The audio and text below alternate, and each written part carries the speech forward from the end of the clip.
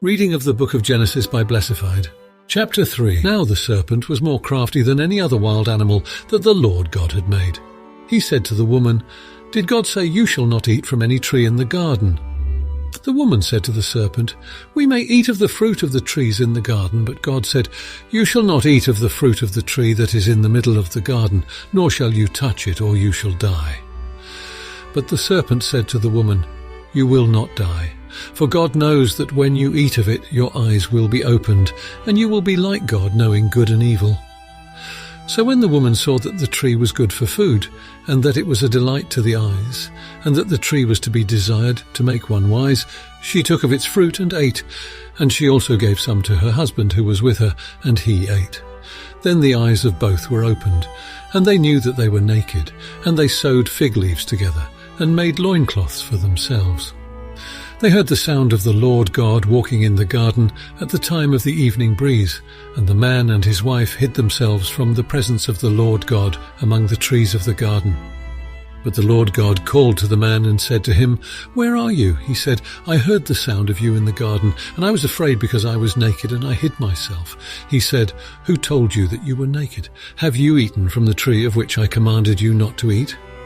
The man said, "The woman whom you gave to be with me, she gave me fruit from the tree, and I ate." Then the Lord God said to the woman, "What is this that you have done?"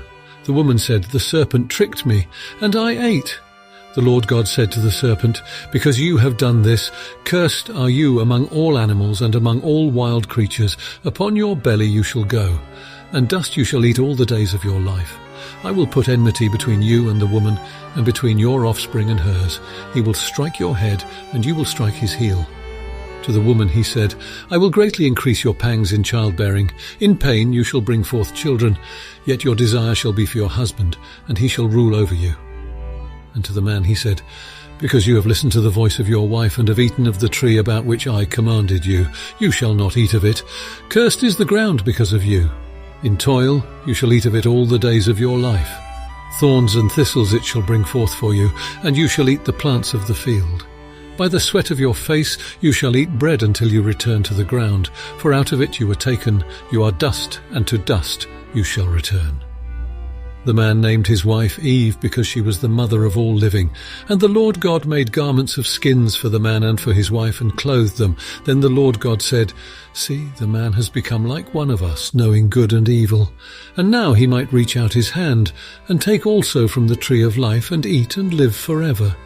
Therefore the Lord God sent him forth from the Garden of Eden to till the ground from which he was taken.